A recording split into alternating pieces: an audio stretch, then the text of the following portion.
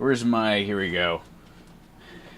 I need to look presentable for my introduction to the people. There we go. People of Earth, it is time for our grand awakening to the most glorious subscription model, not really, to ever exist.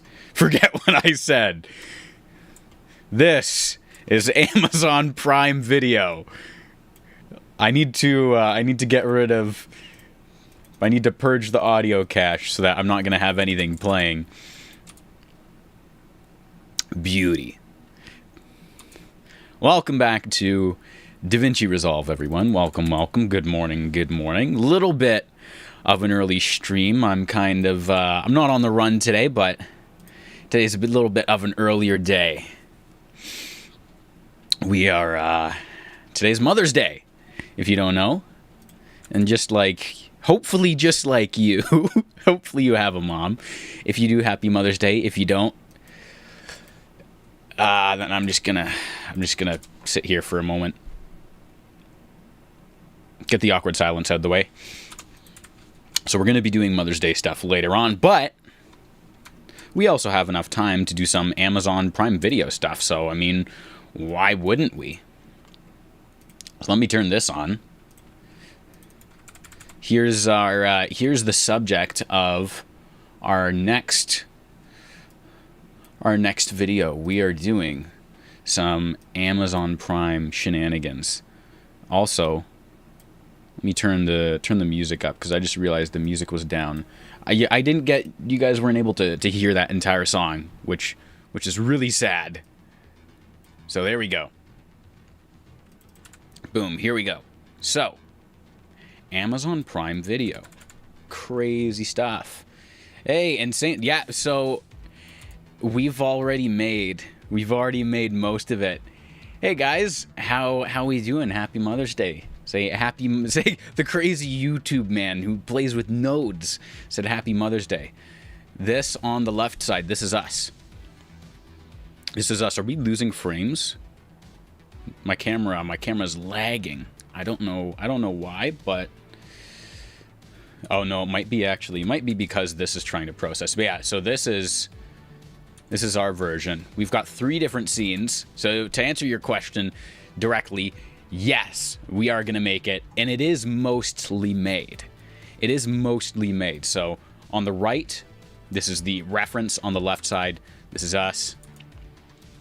So the first scene, we've got all the pieces come up and then kind of shrink down over there. This is the node tree. So far, this is the node tree. It's not done yet. It's not done yet.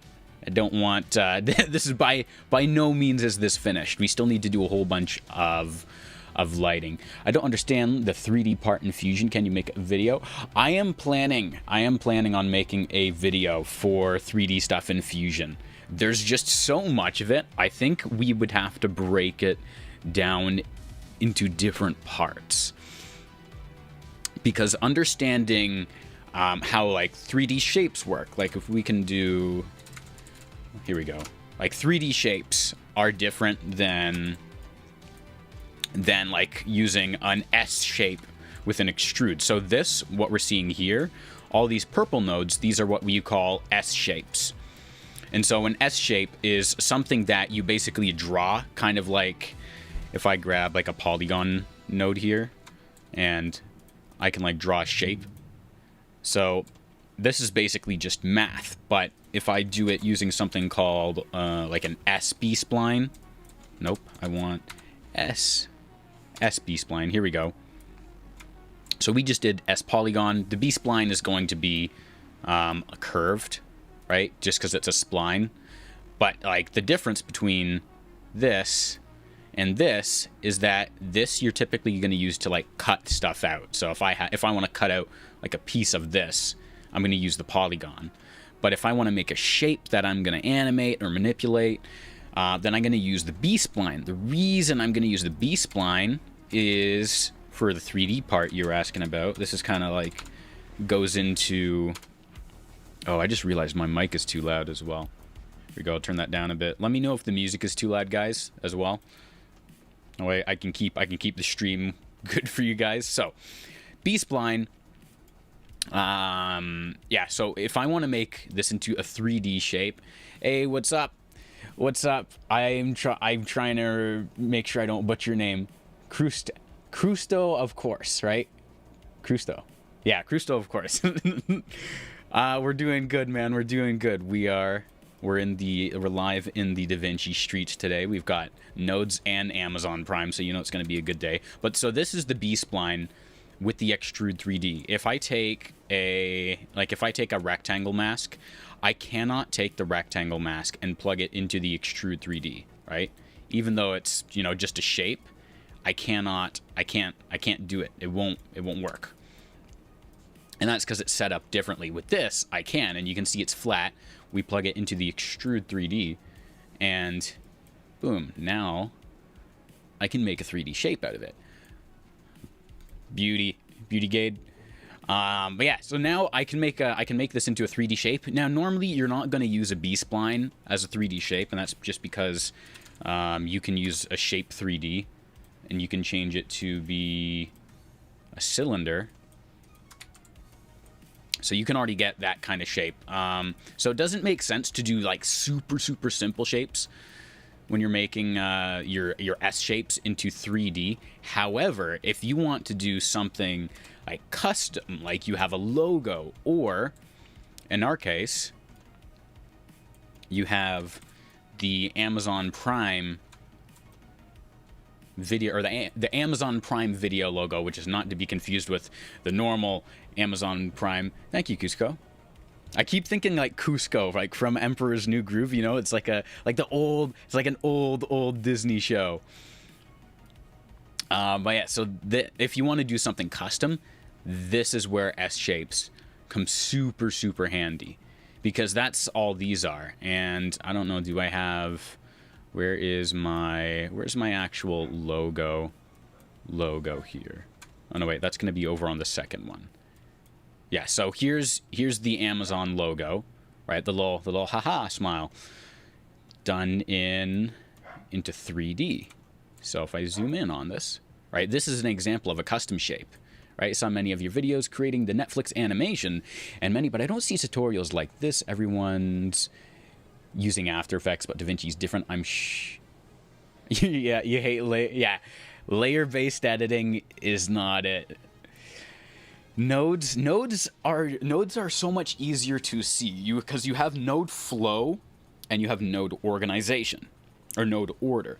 So node flow is the direction that the information flows. It's so much easier to see your information, to visualize it, right? The node flow, I can see all these nodes going into all these nodes, which goes into this, and everything's flowing left to right. Right, there's my node flow, and then node order is like the actual order of like how your nodes are placed to make sure the information is exactly where it needs to be. So not just the general flow. So like you've got this going into the background, this one going into the foreground. That's like our node order. But yeah, back to your point. It is super easy to understand once you kind of understand the general idea of nodes. And with 3D stuff, I mean, like Blender's going to be your 3D king. But if you know how to use Resolve, and Resolve is something you want to use, it can do more than people expect it can do in 3D, which is really cool. And I'm gonna be doing a video breakdown on this to give you guys a very basic breakdown of what we did. We took, actually, because here, let me go over to here.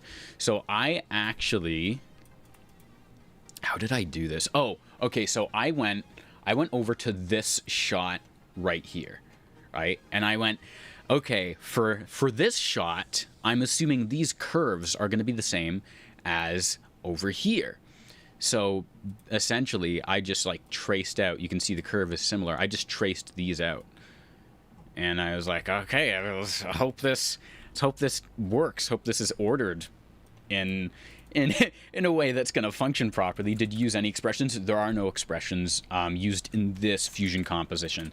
In the I think there's a couple videos where we use expressions. The one we use expressions in the most is the how to master text animation in Resolve video. I do want to do an actual dedicated expressions video, but if you want to see some very useful cases or some very useful use cases, some very good use cases of expressions, that's going to be the video to check out. And there's a lot of really powerful text stuff you're not going to find anywhere else on YouTube, at least not from what I've seen.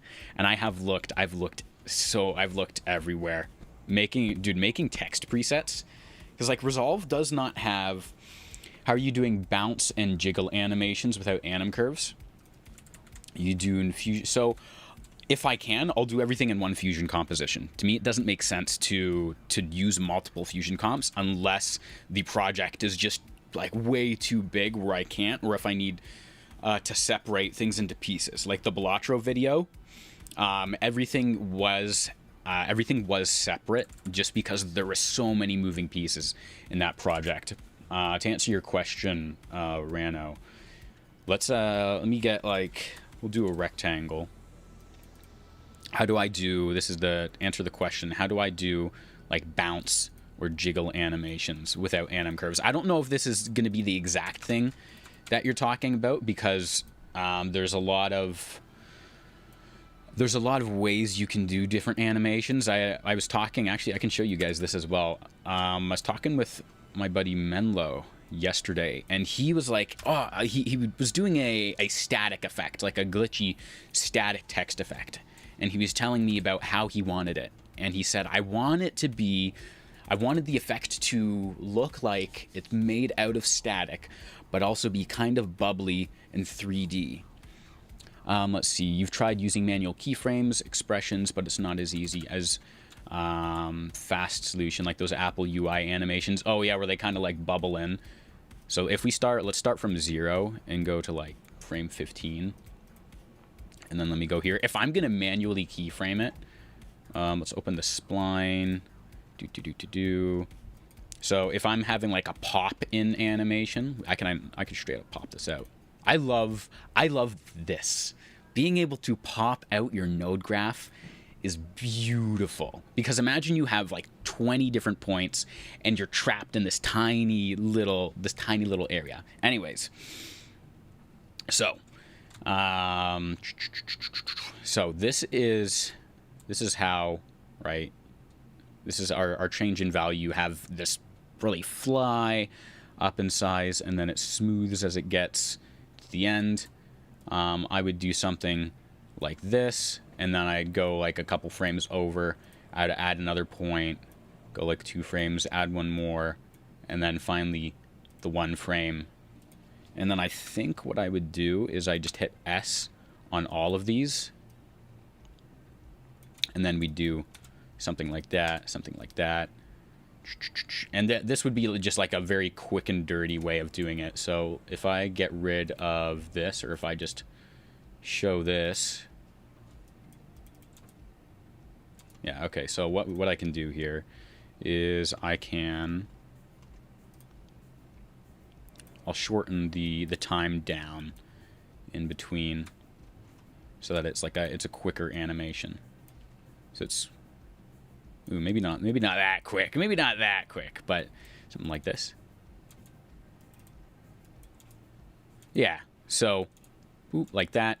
And then what I might do is I'd go to here, and I would actually accentuate these points a bit to make them a little bit more dramatic, so you can see that pop, because you can see the bounce take place, but it's just rather tame, if you ask me. I'd love if they add a button on the spline view where you can select a keyframe and add a bounce animation like you can do with looping or ping pong.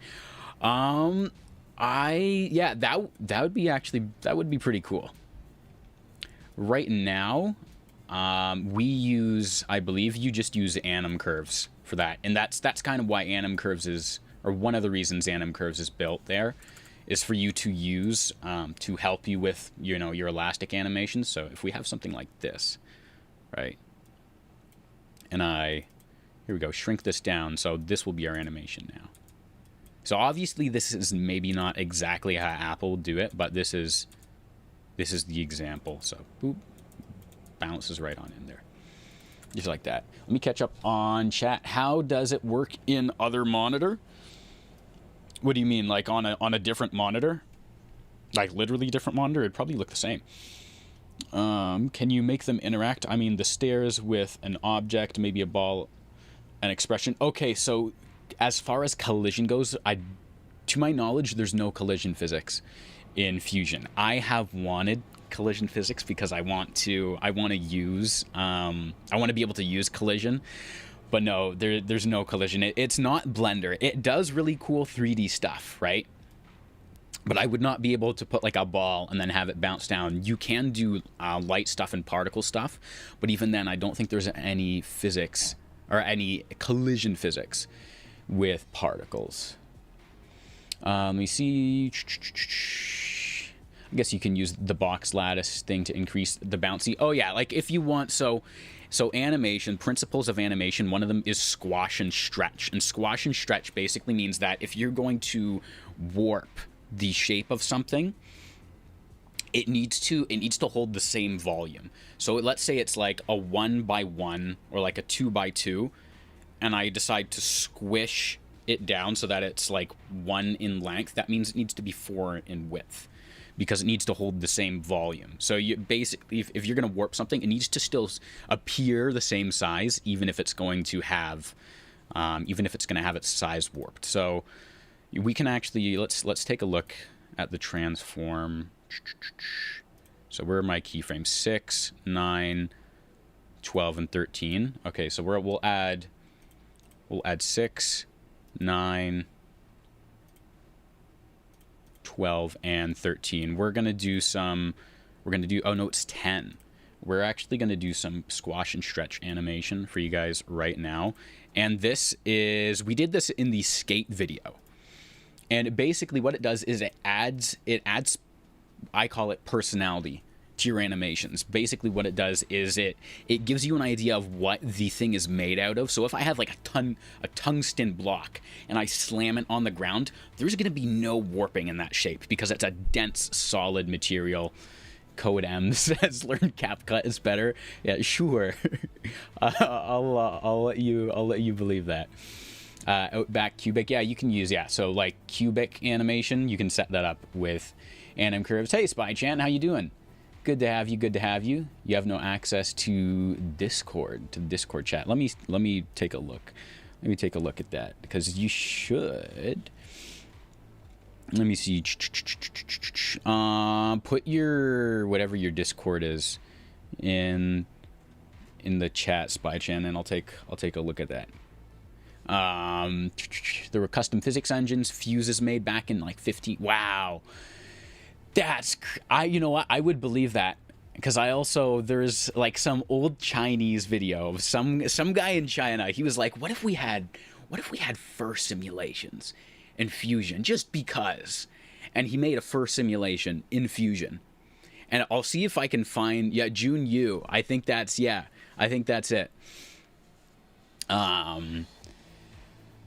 Oh man, like, and it's crazy. It's crazy. Yeah, CapCut is better. Is that? Yeah, that is a joke. I mean, at least I'm joking. Bro, using expression given by Google Gemini is an initiative.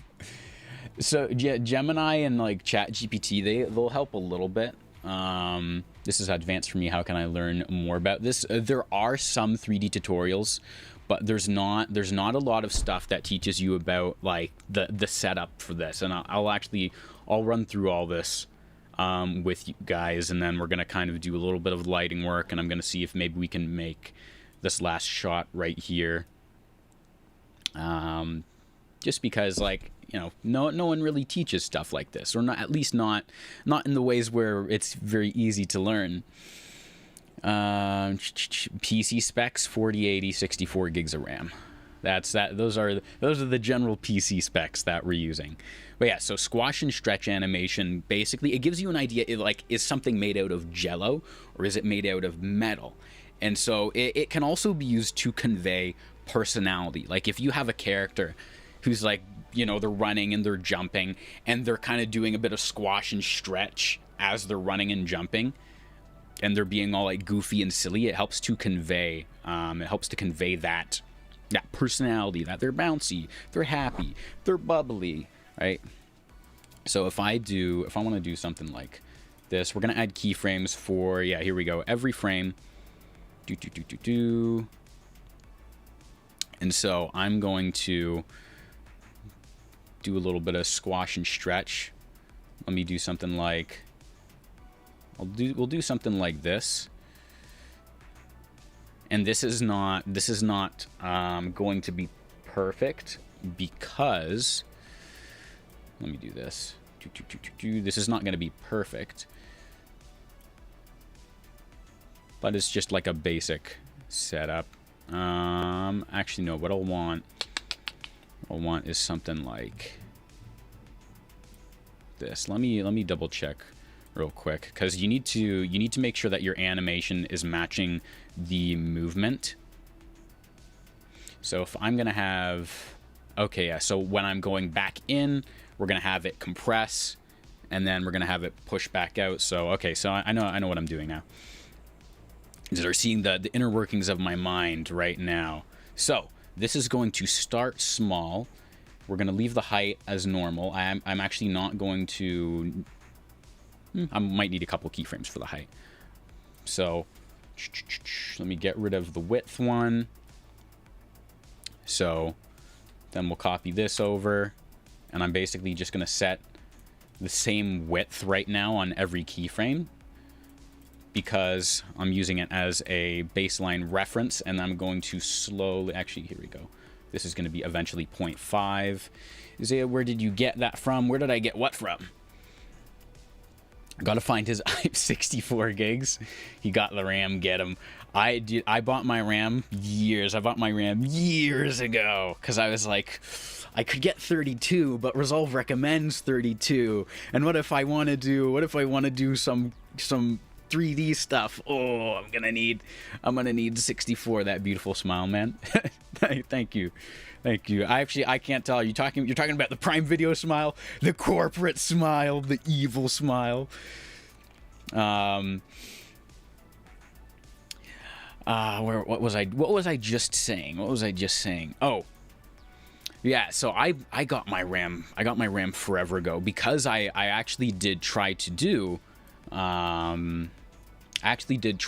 some 3D work for a friend, and what ended up happening was it took so long to do.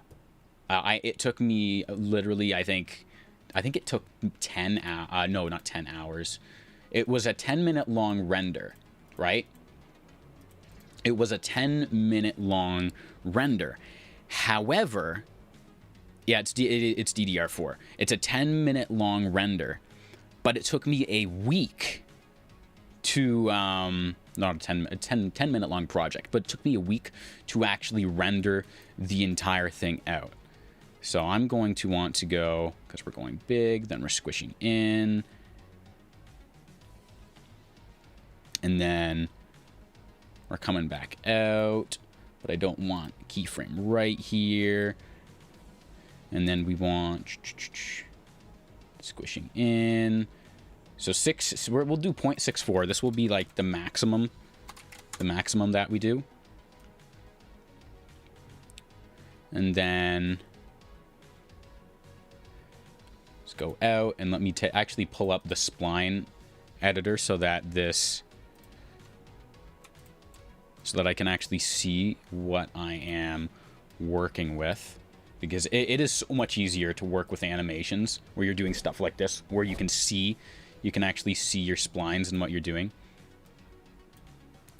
because then you can tell, okay, when one thing is large, another thing is supposed to be large. So there's a your mom joke in there somewhere, but I'm not going to be the one to make it. Anyways, so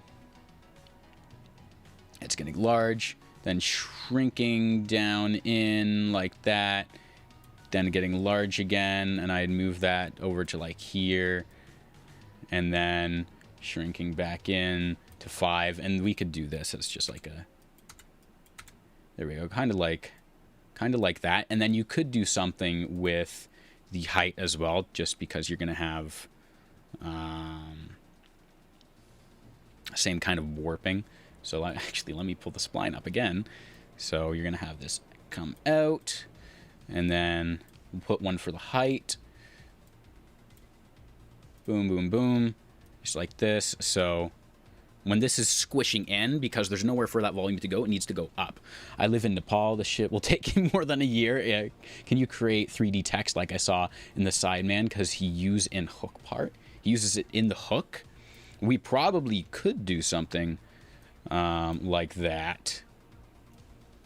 Now I bring the height down for this, and then we can flatten out the end just so the animation is a little smoother.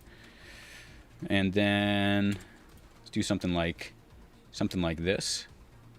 So we would end up with kind of something like, you guys get the deal. This is a lot more squash and stretch than I think we would want. So let me actually pull these down. Wait, let me pull this one down, pull this one up, because that's something else. Is you don't want your animation to, match the momentum. Don't have it be overdone, because then that doesn't look right either, right? If you have a tiny bit of momentum, but your squash and stretch is like super dramatic, you don't want that either. So maybe something like, whoa. You guys get the idea though, right? You can see it in the skate video. Can you give me a value of how much I should charge? Let me see. I've missed out on so many messages. Is that Pikachu's tail in your channel logo? It could be, honestly. We could add lightning onto that, and it could be Pikachu's tail.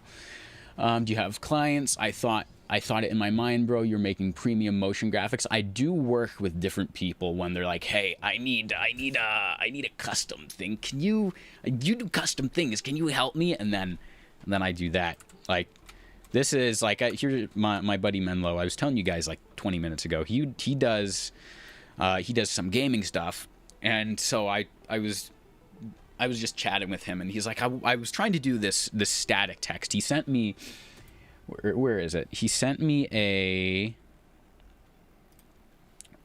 here we go. I'm going to show you the version he sent me, and then I'm going to show you the version that I ended up making. But he sent me this, and he said, I want to make this like staticky text. Let me catch up on messages as well. Can you buy me a PC, bro? Please. Sorry, bro. I'm not that rich. I'm not that rich. Stop spam. Yeah, stop spamming room cuts. Don't do that, man. Don't do that. And honestly, you don't need crazy hardware in order to make really good stuff, right? And the part of the reason why it's good to start out with like the basic tool, like you've seen every movie or TV show where the character starts at 0 and has to go up the mountain. There's always struggle. And if you end up getting the tools that would do the work for you right away, like Magic Mask, for example, I love Magic Mask in Resolve. My hands are freezing. I love Magic Mask. Magic Mask, oh, it works so well, blah, blah, blah, blah, blah. I had to learn how to rotoscope and custom animate masks and figure out how to key things properly before. And not having tools that do everything for you forces you to figure out creative workarounds. It makes you a resourceful person, and then you can specialize in whatever you want once you're at a certain skill level. Like like you need the struggle in the beginning. Let me keep reading these, and then I'm going to show you guys the two different things. Like, this would be an example of like making something for someone.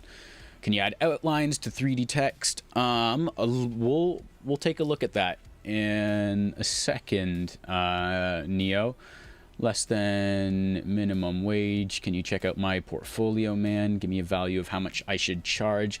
That would depend on a lot of different things. Not gonna lie, if you're good, you get clients. It's not a big deal. If you do outreach right, be active on socials, you get clients. Yeah, it's so the marketing. At least I mean, I was saying this. I have a same buddy. I've been saying since like halfway through last year, marketing is now more important than products. Because anyone can have a good product, but there's such like a death grip on all of our attention spans now that the people who can actually market properly, who can get your attention, keep it, and then convince you of the product, those are the people who are going to win, not the people who have the products. I was talking to someone the other day, and she's like, "Oh, I'm starting a clothing store. Like I've got my drop shipping store." And I'm like, "Okay, like are the product like how are the products?" And she's like, "Oh, they're decent." And I'm like, "Okay, how's your marketing?" "Oh, well, do. And I'm like, "Okay, you've got to figure out like A, B, C, D, E, F, G different things for your marketing." Think you have a Discord server? Yeah. Let me pin. I'm gonna pin the Discord message. Pin message. There we go. Want to follow through with working with 8 gigs RAM. Been there. Where'd you get that beautiful smile from? I made it myself. It cultivated over many years, learning to love the struggle. Room cuts. Even if he referenced his clients to you, if you didn't work in his same niche or you didn't have the same what's the word I'm looking for? There's a very specific word, but basically, so when you're doing the technical stuff, this is one side. Client interactions, an entirely different side. Understanding clients, knowing how to ask, how to probe for information, to figure out what exactly it is they want, completely different thing. Is 40 gigs of DDR3 that bad? I couldn't tell you. 40 gigs of DDR3, I don't know how it compares up to DDR4. But I do know 40 is a very odd number to have. But yeah, room cuts. You got to put in the reps, man. Yeah, you gotta put in the reps. A lot of YouTube videos, a lot of reps, SAS animations, and talking head vids. Yeah, so that's its own niche. Like if you compare that to gaming, documentary stuff, even that's its own niche. Finally left and. Okay, yeah, so there we go. Okay, I'm glad we got that sorted out, Spy Chan. Okay, the static text. So my buddy yesterday, he's like, "Here's my fusion composition. I was trying to make this like staticky glitch text. I wanted it to be this way. I couldn't figure it out. I'm sending you to the node tree. I want to see like how would you improve upon this? What would you do?" And I didn't quite understand what he wanted at first. So he did background, and then on the background he had a fast noise plugged into a TV node. So fast noise, contrast is up a whole bunch, TV into scan lines, use text as a mask. So you can see it says episode 1. He's got the transform, so it's pulled up. Important thing to know when you are doing text effects, if you throw a transform onto your text, you are taking your text at whatever resolution it is. And then you are, which are the top 2 and 3 DaVinci Resolve YouTubers? Depends on what you're looking for. It's like Motion Graphics, Patrick Sterling, Fusion Brew, couple others. Fusion people are different. Standalone version of Reactor, very useful for people on the free version. Yeah, Reactor's a whole thing. It's been a while since I've looked at Reactor. But basically, I'll show you guys actually right now. So, text, because this is kind of a thing that you'll get... you'll understand this better if you see it. So let's do this. This is very, very important to know to keep the quality of text animations up. So if I have text here and I want to make it nice and big, I just go into the size of my text. I increase the size. Boom. We can zoom in. We can see we've got our quality, right? We only get pixelation if we're zooming in super far, but looks nice and clean. Now, if I have text that is kind of like this, and maybe I've put some effects on it, blah, blah, blah, blah, blah, and I'm like, oh, I want the whole thing to be scaled up, plug it into a transform node, and then I go to size up my text to what, like 6? Now you can see a very clear difference. If I'm zooming in here, look at that. Same size, but what I'm doing is I'm taking the text at the quality it is here, and then I'm basically zooming in on a resolution that I've like set at a bad, not at a bad, but at a small resolution. I'm then forcing it up, whereas this is just basically increasing the base resolution of your text. So very, very important. Do not use a transform if you're going to be doing like big size changes. Yeah, you just use the scale. Yeah, 100% codem. So he's like, I want to do this like staticky text. So he's doing a couple different things. We've got some glow, we've got color corrector, we've got soft glow, blah, blah, blah, blah, blah. This is what it ends up looking like. And so I don't know exactly what he wants. I know he wanted the scan lines, and he wants some glow, and he wants there to be movement because it's static, right? TV static, like an old analog TV where it's got to get the signal. Otherwise, it's all going to be like, it's just going to be TV static, a bunch of moving pixels. So I was like, okay, well, let me try this. So let me get rid of. Actually, no, I can just do this. So I take a text node here, and I go, okay, well, you use fast noise to mask yours. That's what we're going to do. We're going to take a fast noise. So I took this, right? So this is our static, which, if anyone's curious how to get this, contrast all the way up, bring your scale up a whole bunch, seethe rate for the movement, and then the color, we brought the alpha or the black all the way down, white stays up. So the plan for this was going to be like the mask for our text. So you can actually see straight through the text, but it still has decent form. But if we want it to be kind of moving in and out of existence, is that deep glow in AE. I tried making that in Fusion. I couldn't, how to do. I'd have to see what the deep glow looks like. If you're in the server codem, you can put the deep glow into the chat. I can take a look at it. Because glows in Resolve, there's a couple different ways you can do glows, and you have to be very specific with what you're after. Otherwise you don't get the results you want if it's not something that's like basic.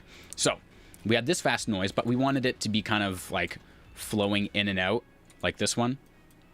So we take a fast noise, we pull some of our settings around a little bit, and we mask one fast noise with another. So now we still have this like very staticky texture, but now it's being masked by this other fast noise. So now it's moving around.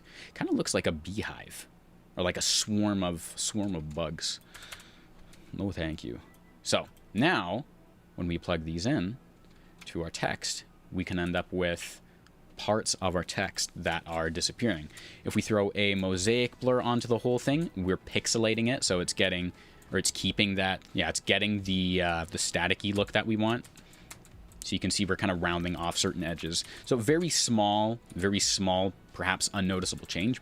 But hey, Yoro, what's good? Yeah, you could use Dream Glow, but you're not. Yeah, so it's a very small change. Maybe not even noticeable, but we know. Then we add on film damage. Then we add on film damage. And what film damage is going to do is it will give us the ability to add in like spots. If I do this. So yeah, you can see here, I can add in spots on my text, so I can have a little bit of color. This is just a nice accent that you can have. We place that, and this is where the effect really came together for what he was asking for, because he said, I want it to be made out of static. Use multiple blurs stacked on top. You could. I've experimented with blurs trying to do glows. Exponential glow. Oh yeah, using X glow, dude. Rano X glow is good, but it is so expensive on your PC. Like, it takes so much processing power. Pizza Blue, another, like, I would say, like, lesser known fusion creator. Like, he's not big, but he makes some really cool stuff. He actually made like a different version of Xglow that works a lot better. But so this is where we wanted to make the text like 3D. We wanted to make it kind of popping a bit. I didn't know what he was talking about, and then we did this, where we actually, like, we used a fast noise displace combo, which, for anyone who doesn't know, turns out basically almost every fusion effect, or every effect is just, I will, Neo, we'll get to that. We'll get to the 3D text outline, but basically every effect is just fast noise and displace. So we threw a soft glow onto that. We've got some TV static, merge that, and then we merge all that over a background. And so here's the comparison, where we've got this, we've got this. So this is the version I ended up sending back to him. And this, I think this is what he was looking for. Or, well, he was like, oh, that's what I saw in my head, but I couldn't do it. It's really cool. You've got a question? When I use a mask input to input mask something with the text, and when I use the image input, that's the style elements inside the text.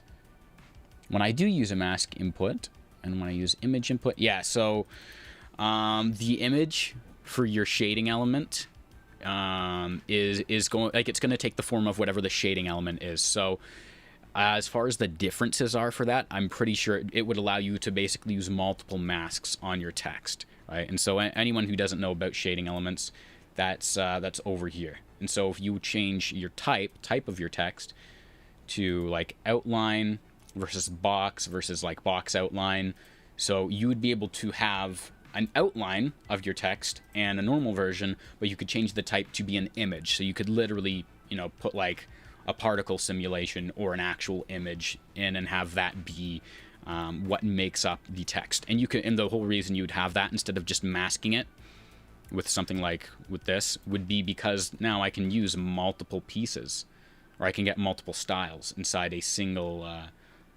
piece, or a single text. What's the word? I'm like, single text asset. So yeah, here's the difference between the two. So that's what I sent back to him. Blah blah blah blah blah. Okay, 3D text outlines. I actually had no idea you can pile up modifiers on top of each other. I thought you could only use one. I thought that for a while. I'm glad I could help Yoro. Yeah, it's just small distinction, and I imagine like there will be instances where you do want to use multiple images, or maybe like if I wanted to have, like, let's say I have a text piece like this, and it is just like, it's just here, and I have an outline, and I want the middle to like fade away or whatever, and just the outline is left, and I want two different styles I could see using shading elements like that. But text effects in Resolve are such an untapped resource, especially considering like typography stuff is like generally an After Effects thing people do. However, Resolve can still do like so much. Let me see the problem.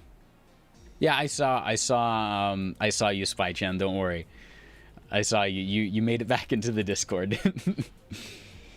Okay, so you doing an outline with 3D text. Let me see, text 3D. And let me keep an eye on the time here. Okay, yeah, we're only like an hour in. So, text 3D. Let me see, shading elements. Yes, you can have one material. And then, if I want to do text outline for this, let's also go to here. Let me go to extrusion, expand it up just a bit. There was a way to do text outlines from a while ago that I'm trying to remember. How would I have done it? Let me think here for a second, because like text 3D does not have the same capabilities, obviously. We can see that you get one, like literally you get one material because it is a 3D object. And it's not being textured, right? It's not the same. I've looked into new MoGraph tools like Cavalry and Autograph, but I ain't going back to layers. Yeah, for real.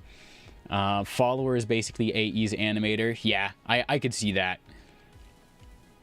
Kind of thought you were ignoring or what? No, I'm not ignoring you, Spychin. I got you. So here's what I might see. I might go for like a duplicate 3D. And then how would I do this? If I'm doing duplicate and then I'm sizing this up, and then no, because that's not gonna work. Because my original thought, Reno, yeah, was doing like some kind of instance or basically a copy of the same thing. The only thing is, I need every letter. You know what? What I might do is I would do like one version where it's like semi-bold, one version where it's bold. And this is assuming that your fonts line up nice, which is kind of unfortunate. I can probably look into some other solutions for this. Yeah, because this is... Okay, let's go into shading elements, increase the X size and the Y size a bit, and then drag this over, drag this down a bit, and then let's increase the X size a bit more. Like, this assumes that you're going to have everything lined up, like, properly, and as you can see, like, it's just not. There's probably a way to do it with shading. Like, I know you can change bevel material, and that honestly might be the way to do it. Like, if we have one material and we add, let's do extrusion subdivisions up a bit, bring our bevel up a bit so it's... Oops. Yeah, so it's like that, and then shading material we'll put to something like that, just so we can see. And then you have a text outline. Yeah, I'd be doing something like this. This would be your makeshift. Here we go, camera. This would be your makeshift like shading elements workaround that I would do. Would be, come on, merge 3D, boom, boom, connect all those. Remember, you need a camera and a renderer, and then always increase the Z-axis. Yeah, so here would be your outline, and because it's 3D text, I imagine you will not mind having like the slight difference in thickness, just because, I mean, it is 3D, right? So, you do something like this, and there's your 3D outline. Hey, good to see you, Gid. What's good? You went from averaging, yeah, we've been jumping up. What's the best way to learn DaVinci and eventually to earn from it? And why does my mind go blank when I start editing? So, the creative, you have to think of your brain, like the creative part of your brain, as a muscle. If it says use XY size, it stays centered. So yeah, X and Y size, the reason I wasn't using XY size was because XY size, actually at least the Y size, will grow up from the bottom here. It doesn't go from the center. Like the X and Y size increase does not happen from the center of each letter. It happens from the bottom of each letter, which means you're not going to end up with something accurate. You're not going to end up with an outline, essentially. Yeah, maybe with the extrusion to do the outline. Yeah.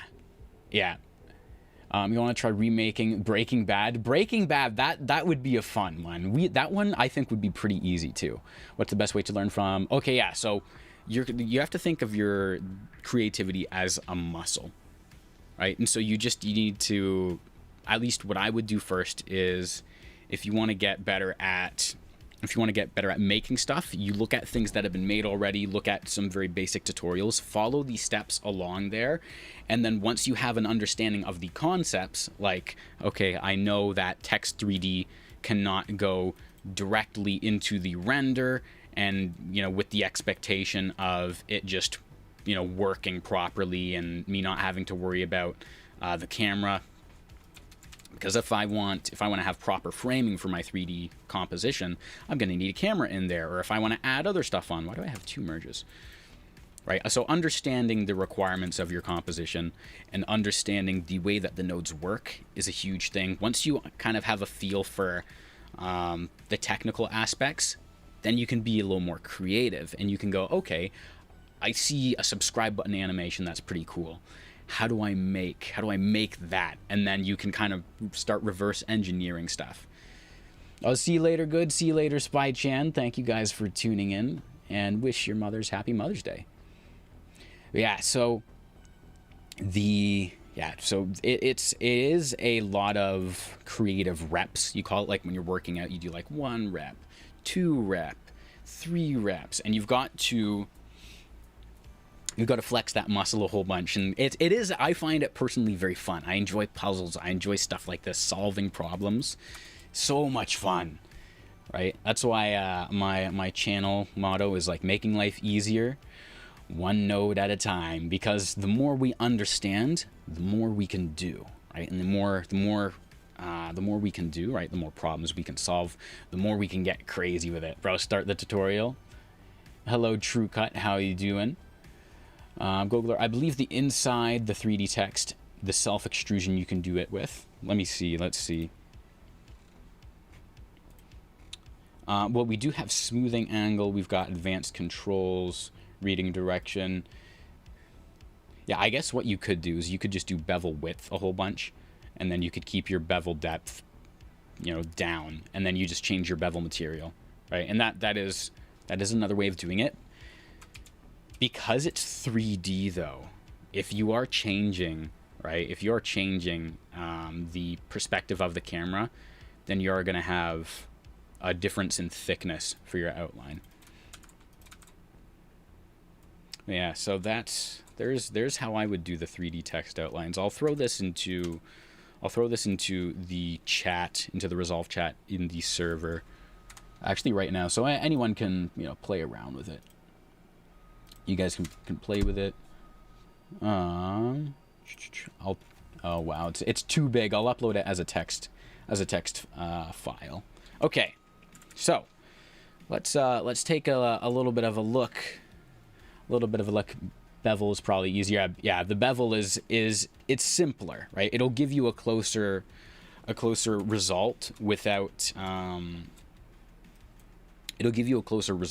like breaking things, unless you need something super custom, in which case I'd probably bring the extrude profile down so you're not going to have like an insane thickness difference. But you know, so yeah, so the overall, this is not necessarily what the stream is about, but this is what we're in the process of making. As you can see, very, very optimized, very, very good, so nice. Very minimal design here.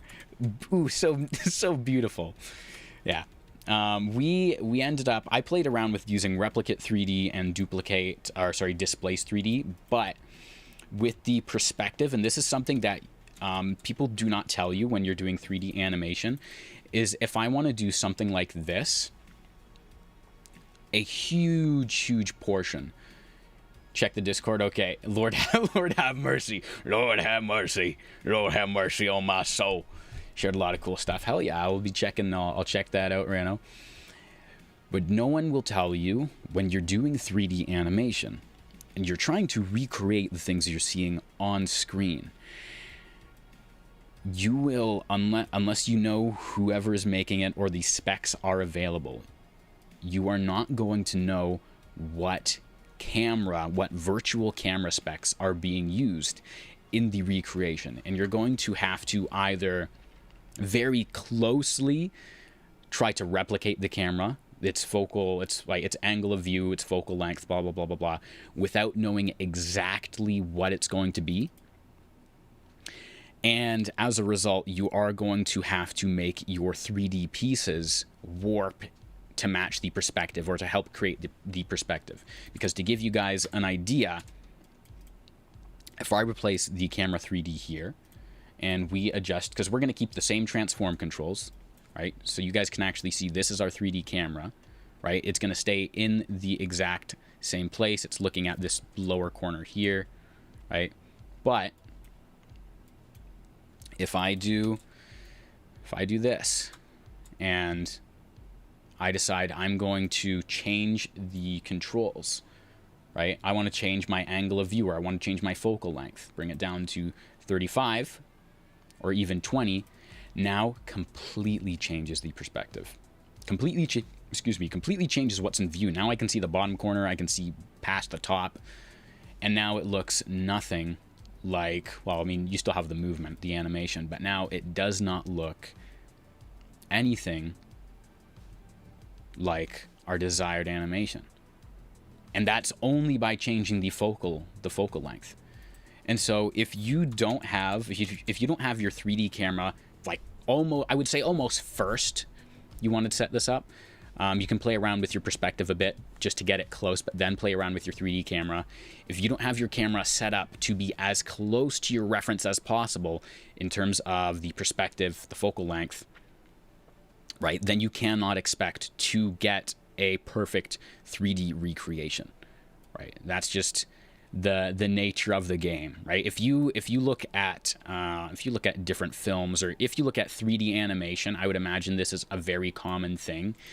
They're going to be changing camera focals and camera lengths, camera lens lengths, whatever, all the time, just to change the perspective. And if they say, oh, this is what would happen if we used a 50 millimeter or a 24 millimeter lens, right?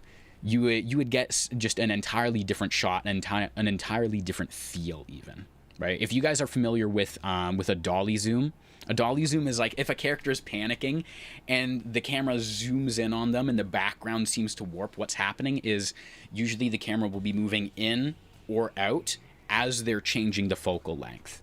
So the camera, basically the angle of what they can see is getting wider, but they're moving in to keep what is in frame basically the same. And that's how you end up with that really cool warp, right? A perspective change, even though you're keeping what's inside the frame the same. So your camera is massively important. That's how we're able to get something that looks similar. And you guys can see we're using 45 millimeters for this because nothing else fit quite right. We could probably even go up to 50, but right, you need to get your 3D camera locked in. Something that people they're not going to tell you that. They're going to go, oh, here's how we do this and that and the other. And like a lot of, I don't know if there's a ton of 3D tutorials out there that have a lot of camera focus, but if you're recreating anything, or even just if you're making something, your 3D, I can't stress this enough. Your 3D camera can make or break your shot, right? And that's like even before lighting, blah, blah, blah, blah, blah. So the way we were doing this, I was numbering all these, as you can see. I went boom, boom, slowly made more and more copies of this. And basically I would take, which outline is it? I would take an outline here, which is, actually I can just show these. I'd take this outline and I would take this outline and I would use this one as like a little cutout for this one, so that when I plug them in, right, I'm getting rid of what's in the center, so that I don't have over here I don't have all of these kind of overlapping and warping each other and like messing each other up. So it was just a process of going boom, boom, taking the larger one, taking the larger one, taking the larger one, and then extrude 3D on all of these. So boom, boom, boom, boom, and just kept going. And in order to get a shape that looked right, this is where you got to be a little bit of an explorer. You got to figure it out. I went to this, And I went, oh boy, we're going to trace the shape basically of just here. We're going to trace this shape. And then we're going to feel it out for the rest of it. So this shape right here will match up roughly with this. And then everything else, if I go back into the 3D here, you can see the rest of it is kind of warped, right? Or the rest of it does not follow this process or this shape at all. It's just kind of a general curve on how, like, I'm like, it would kind of go like this. And here's something else. Things that are not within the frame don't have to be correct. Even if it's a person or if it's a shape, like in 3D animation, if there's just the top half of a character in the frame, chances are the bottom half is not animated at all. So the character will not be in like the correct standing stance. It'll just be like from the waist down, they'll be like bent and looking all funny. Really, really funny. Any idea how to use blur in 3D space? Not talking about depth of blur, but real blur shaders that interact with 3D space. Like you want to blur an object in like, I think I understand what you're saying, custom VFX. One of the things that comes to mind, and this isn't a perfect, this is not perfect by any means, but something that does come to mind, and this is where the explorer sense comes in. This is kind of what you have to, you have to play around with. It's almost like you learn to do stuff properly, so that when you're like, could I do this? You learn to do it improperly. The way I'm thinking, I would like take this and blur it.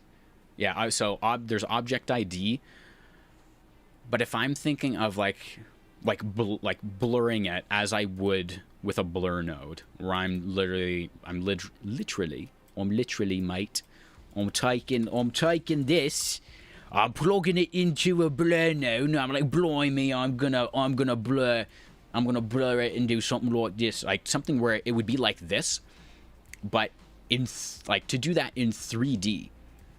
Where like the edges are kind of going off. I'm honestly thinking, off the top of my head, particles. I'm thinking it would be particles. That is my, like, it's interesting. Let's try it. Let's try it. Ellipse node. We're gonna do P emitter, and then region, bitmap. But wait, if I want this in 3D, I might have to use the extrude. Yeah. So you know what? Yeah, I think there's an S ellipse, right? Yeah, S ellipse. So shrink this down. Take an extrude 3D. Reset it back to 0 because I don't want any animation taking place. Can I plug this into here? I cannot. Damn.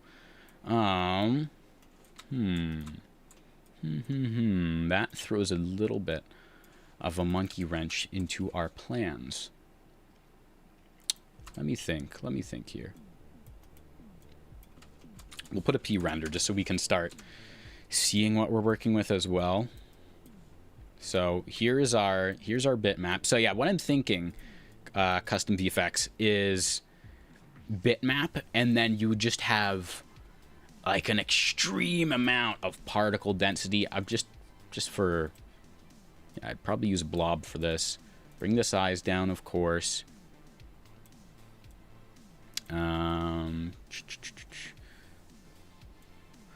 Or maybe it would make more sense to use point. I'm not entirely certain here.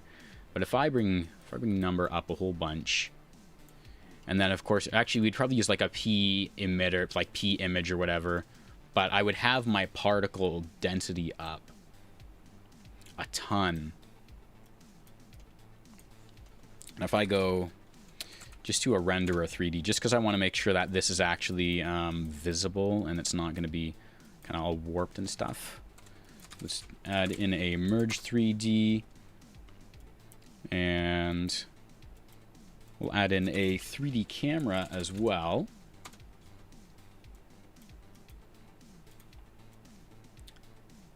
Yeah, I'd use, yeah, okay, so they're not kind of overlaying on top of each other in the weird way that we're seeing when we zoom too far in, where it's like there's a square around all of them. Yeah, so I'd do something like this. If I make, let me see, if I bring the size up. If I bring the size up and then we do something like this in the renderer. And we absolutely brick resolve because particles heavy. Okay, yeah. So then how do I do that? How do I do that in 3D? I'm picturing either moving my region, like either moving the region a whole bunch, kind of like there'd be like an after image of it almost. Can I move this after the P render? Yeah. So, or wait a second. Wait a second. Can I stretch this on the Z? No, that won't do anything. Oh wait, I don't have this. Here we go.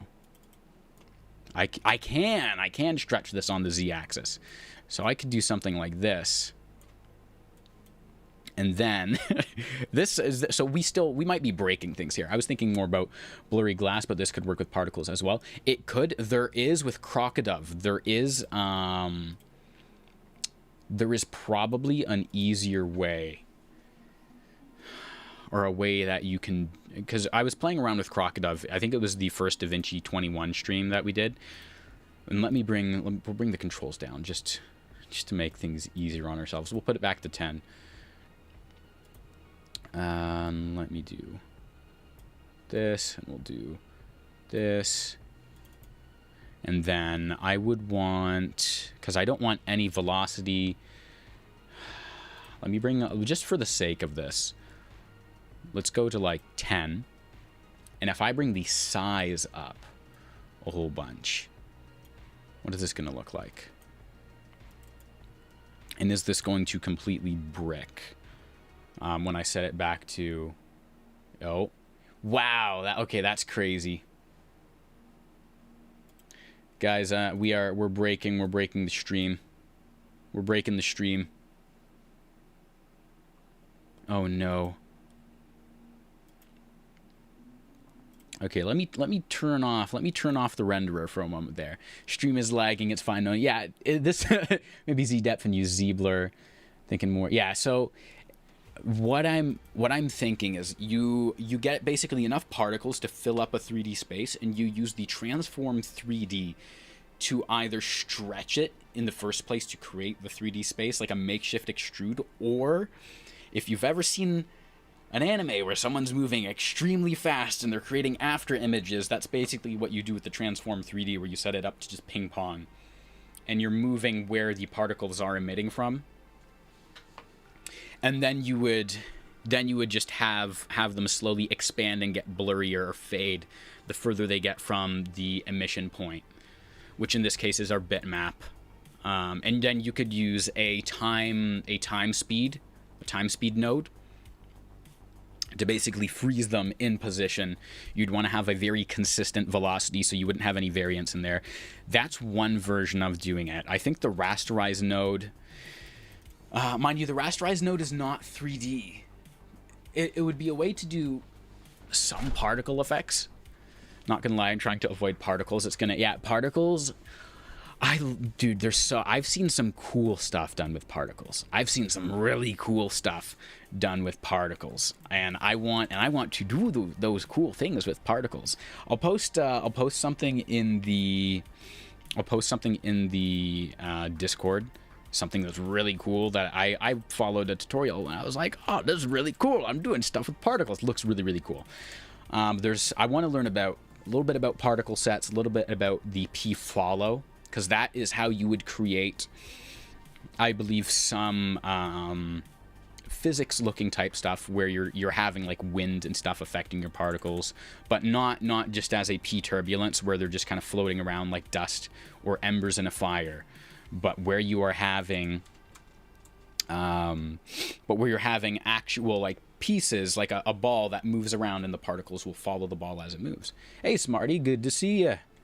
Welcome to the stream. How you doing? Happy Mother's Day. Wish your mom a happy Mother's Day. We're just doing some cool 3D stuff. We're in the process of making the Amazon Prime video. What's the word I'm looking for here? The little intro thing that you get. So I'll replace the camera with the other one that we had. Boop. There we go.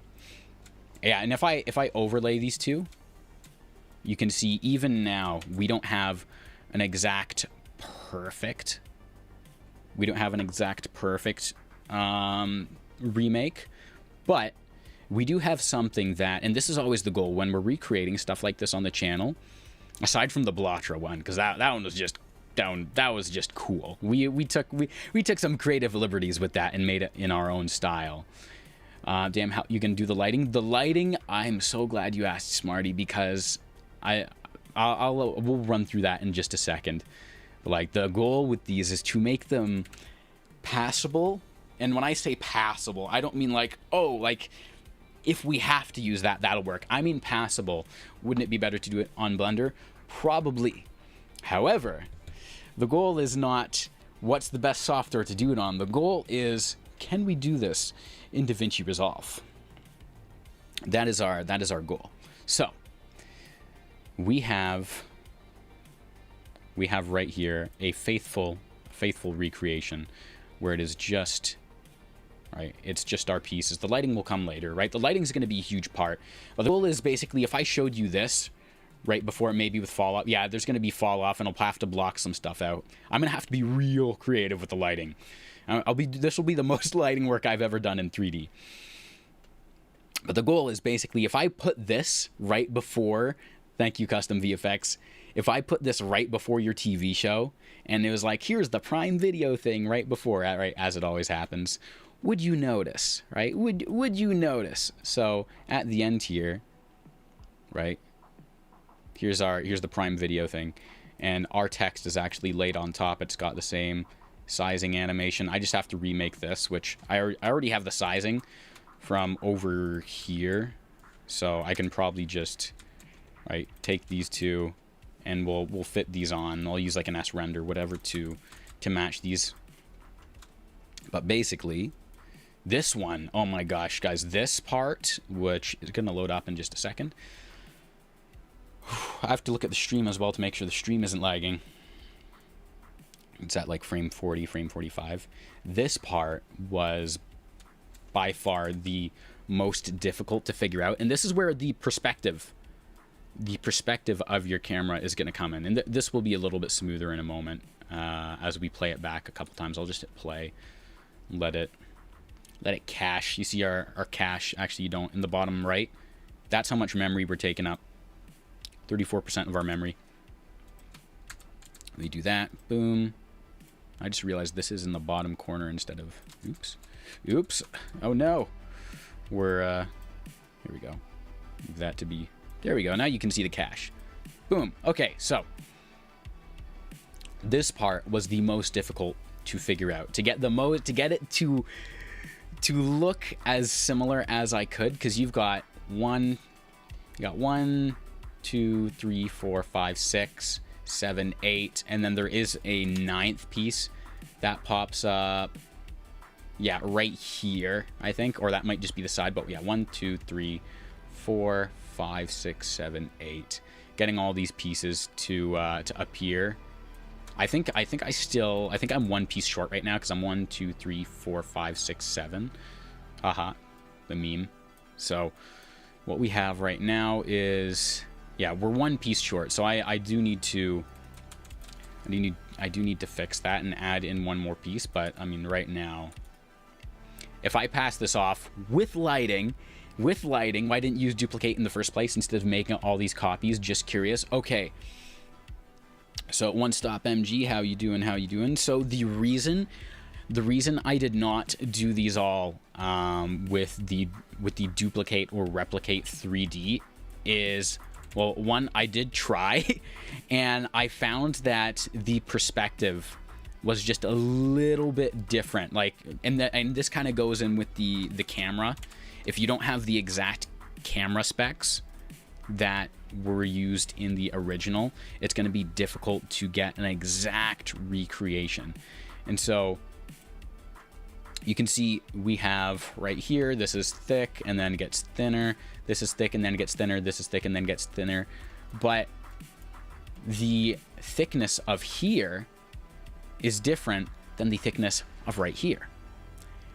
And I noticed this early on when I was going, oh, like this is weird. I did just use the same thickness for all these, and for some reason, have you tried scripts that make it super easy to add pre-made curves to the spline editor like AE Flowy? I have not, Rano. That sounds interesting. I could see maybe using that. I could see using that probably for some procedural stuff. We do also have anim curves for animation. So there is that, and we do have anim curve stuff for, or not anim curves, but we do have a whole bunch of options down here. I'd have to look a little bit into Flowy, see exactly what it does. But I learned Yoro, that basically, so the thicknesses of up here are not consistent with the thicknesses down here.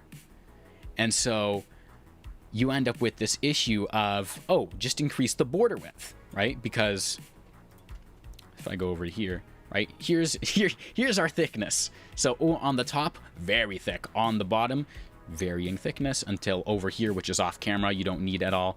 But then right here, right here is like this part.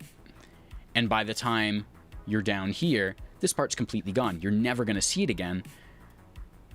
And right here might be a slightly different thickness. Isn't doing this heavy fusion risky in public beta 21? Public betas always have their risks. Usually I do not upgrade, right? I won't use a public beta. I won't use a, like, even, I guess I wouldn't, like, not stable releases, but let's say DaVinci 21 official comes out, and then 21.1 and then 0.2 comes out. I would stay on 21, the stable release of 21, until maybe like 4 or 5 months after 21.2 comes out.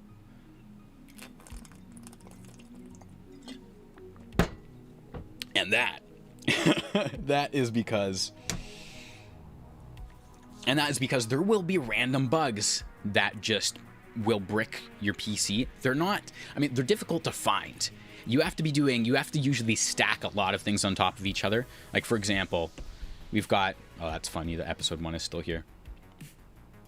For example, if I decide I'm going to adjust my pitch of this audio, and then I'm going to put reverb on it, and then because I want to play around with the speed of it a bit, I'm going to adjust my speed, and I'm going to play around with the pitch correction and put it down to like 40, and then I'm going to like move it around a bit. Modifiers and expressions I haven't had very many problems with the only time I had an issue with modifiers actually is when I tried to put like 48 modifiers onto a single node, and I think I was like 4 or 5 layers deep, so it was like a modifier on a modifier on a modifier on a modifier on a modifier. Like, it was, I was doing things I was not supposed to be doing. We were doing illegal things inside of DaVinci. I was attempting to modify the source code. With that many modifiers, you could. Hey, what's good, Rasta? Yeah, so if you stack, this is something I've noticed pretty consistently. If you put like 4 or 5 audio effects onto a piece of audio, and they are things like reverb, pitch correction, speed ramping, or speed changing, and then you're scrubbing across it like this, just be gentle. Just be gentle with it, because it doesn't like that. It really does not. Buddy was your CPU. It seems to be handling everything pretty well. Our CPU, can't imagine dev reaction while hearing this. Yeah, I mean, if you make anything that is not like a fully released product, then you're probably used to it, unless you're new. But you're probably used to it. You're probably used to hearing there's a bug here, there's a bug there. This thing has it's quirky. This thing's quirky, right? That's the word people use, right? Instead of problematic, we use quirky. Guys, it's not broken. It's just quirky.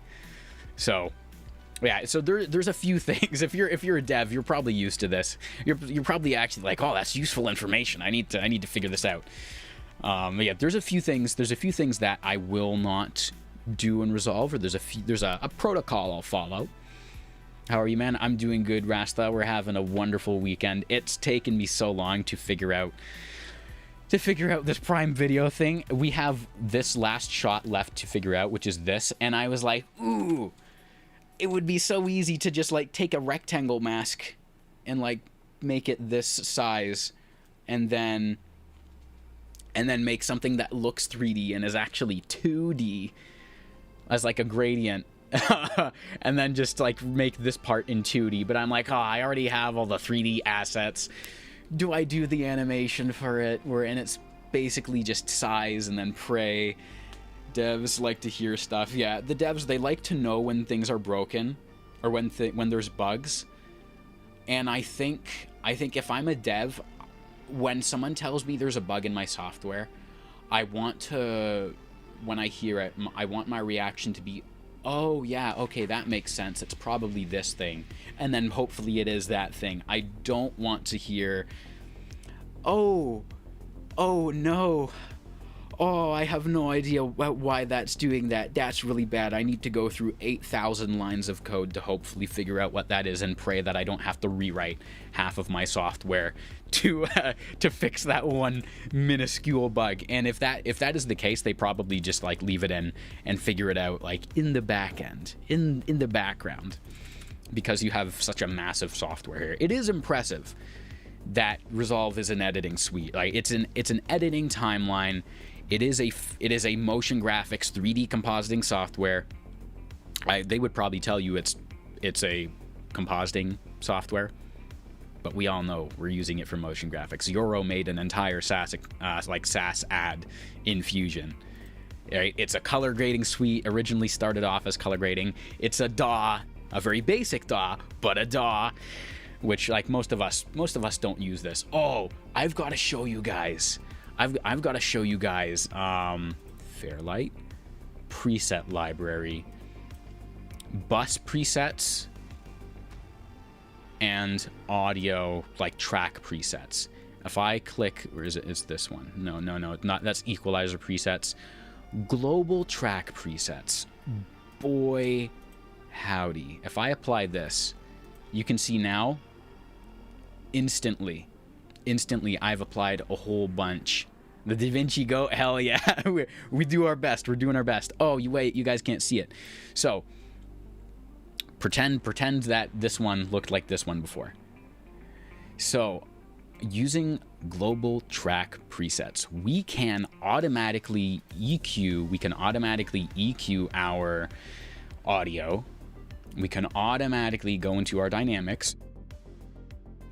We can add on a noise gate, we can add on a compressor, we can add on a limiter, we can add in makeup gain, all of these settings, automatic. We can add in a de-esser because I have a lot of sibilance in my speaking.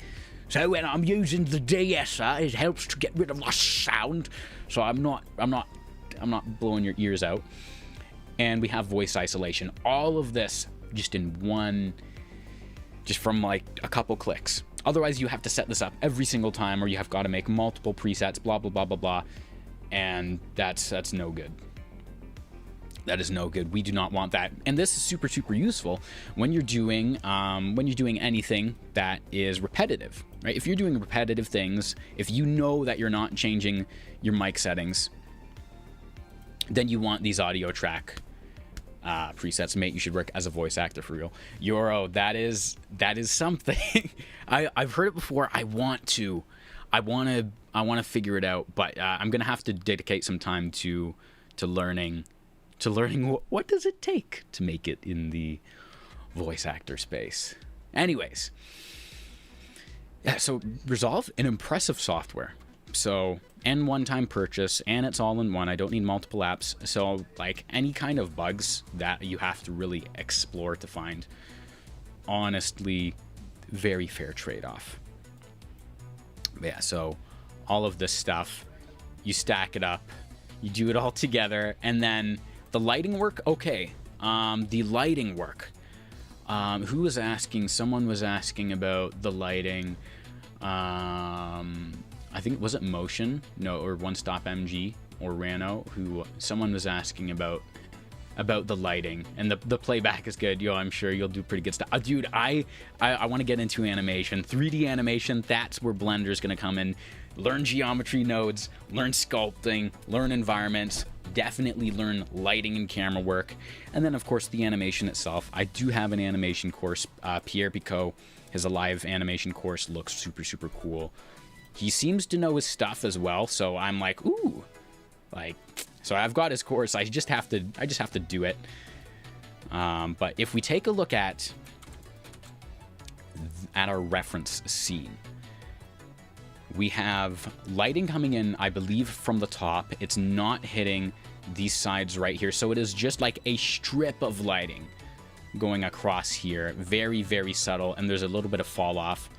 I think there's actually two lights, because we have light shining down on top of all these, and the light has to be coming from like further back from on top, so maybe from the center of this shape, because you can see we have shadows here, and you're not going to get that unless the light is not shining there. So maybe from like further off screen. Then you also have this light here, which is, again, it's not showing over here. So you have several different lighting elements, and then you one by one end up with each step lighting up as well. You have each step lighting up, and then you have, again, completely dark on the tops of these steps right here. I'm just calling them steps instead of pieces. How do you set up lighting like this? We're going to need so many lights. We're going to need an insane amount of lighting to figure this out. And then similar stuff right here. You've got darker areas, and then definitely we're going to have one light across here, a whole bunch of fall off. The lighting is definitely going to make or break this effect. You can see I was playing around with lights a bit over here. Yeah, it is, it's going to be a very cool test to see if we can push the lighting in DaVinci to the limits. Push it to the limit, right? But yeah, so that's basically the effect. We have almost the entire thing done. You know, I might as well do an S render and then merge these two things together. Boom. Throw this onto there. And always remember to organize your nodes, because if you can't remember what your fusion composition is comprised of and where certain things are, you're gonna waste a whole bunch of time. Yeah, so here's our Prime Video logo.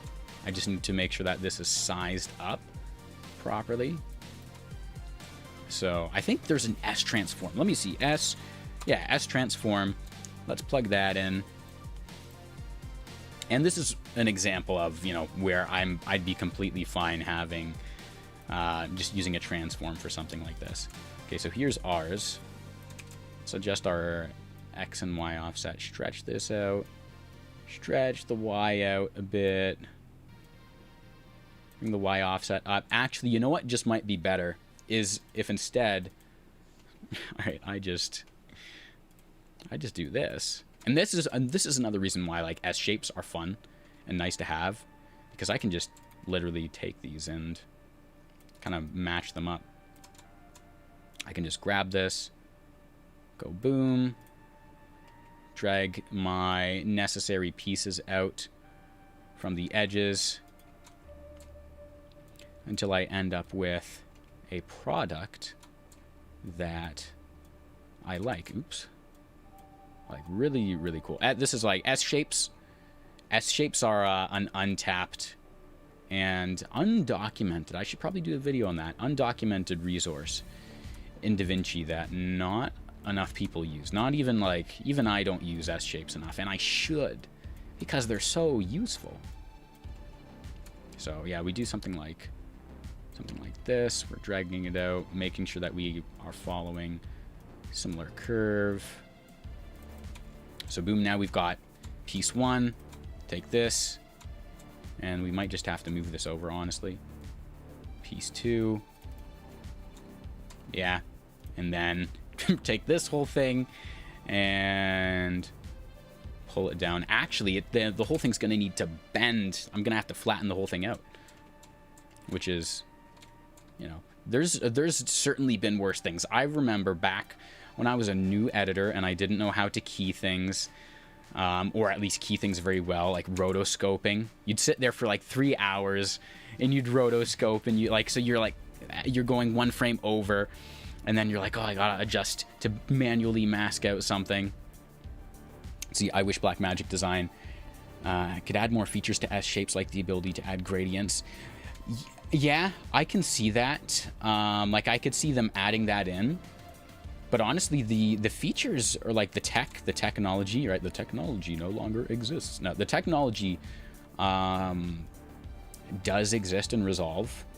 It's just a you know, a couple extra steps, which I can understand wanting it to be, you know, wanting it to be more. What's the word I'm looking for here? I'm just gonna kind of drag this out.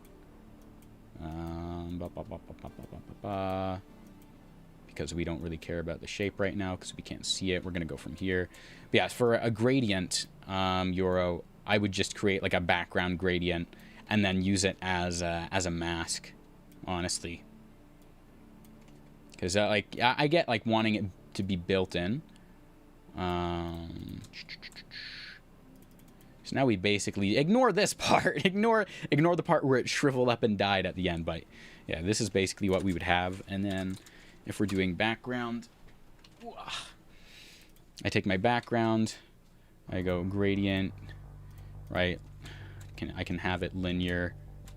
I could do something like this. It would be cool if, you know how you have like, you have the follow, what's the mechanic for this?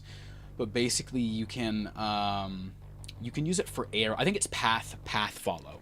You can use path follow in order to make sure that an arrow will always stay pointed in the direction that a line, like a spline, is following. It'd be cool if we could do that for gradients, and maybe we can, and I just don't know how. However, I think, let me see, if I do something like this, I should be able to maybe use, let me see,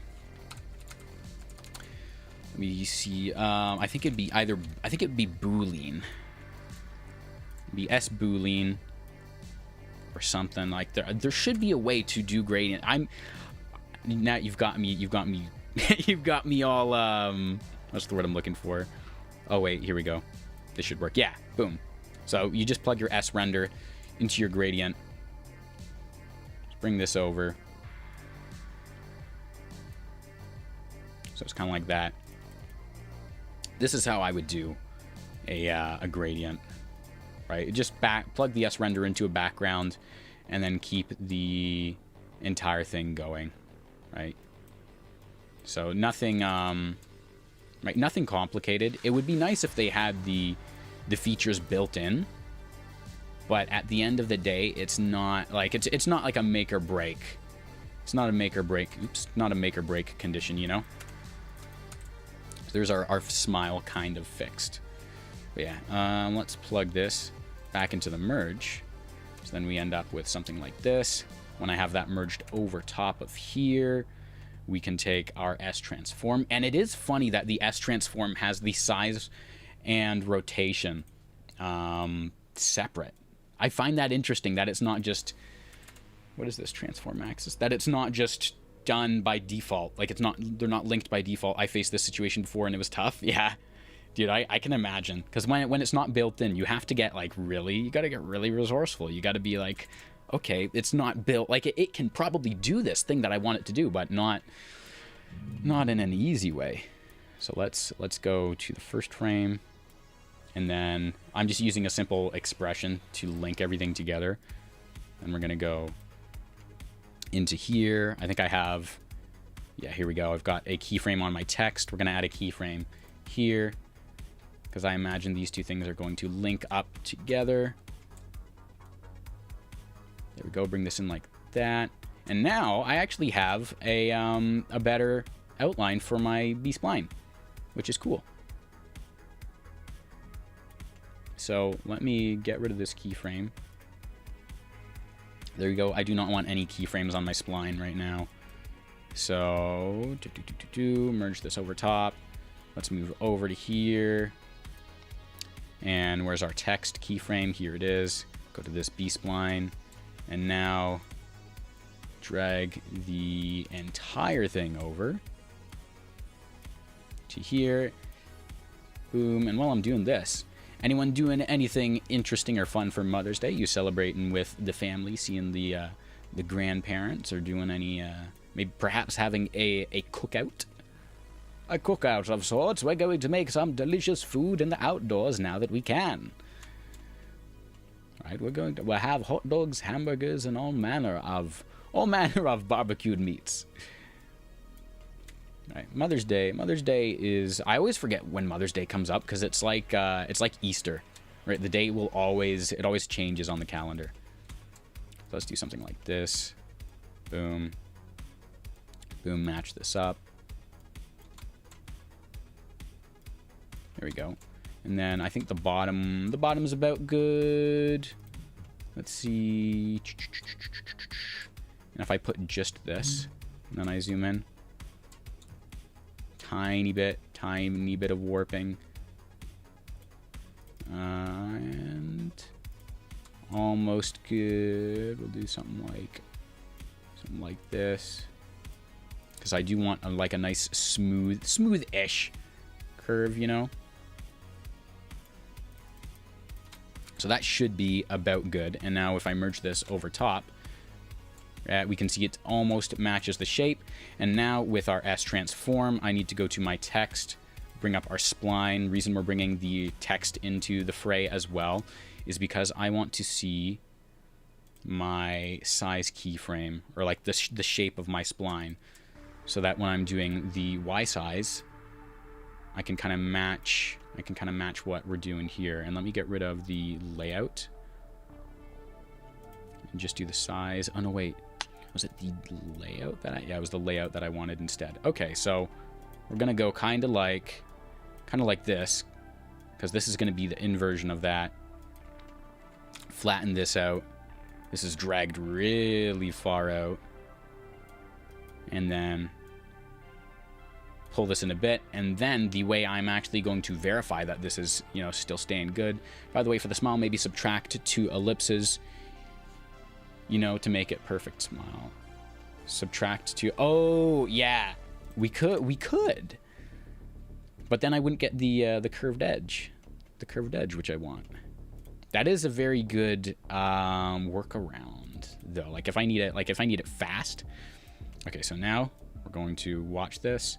Here, ours moves a little too fast, so I'm gonna bring this in. Ours, wow, it's still moving fast even then. So do something like that. And then this one's moving a little faster than ours by the end. So I'm gonna pull this out.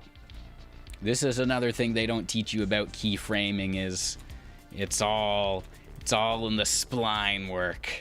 It's all the master of splines. So boom. Now let's take ours, throw it up beside this one, and obviously we'll have to do our gradient work and whatever else, but oh, something. Here we go. We've got one more thing. Get rid of this. Boom. No keyframes. Keyframes are on by default.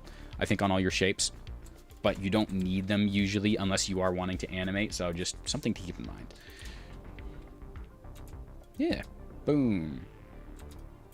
And I think, honestly, for this, it looks like it's two... If I'm going to do this the smart way, I'm going to do two different gradients. I'm going to do just like a simple rectangle here, and then I'm going to do one more going across here. It's going to move left to right, and then diagonally from bottom to top, right to left, sorry. Right to left, yeah. So yeah, I'll probably do those off camera just because they're very basic, very simple.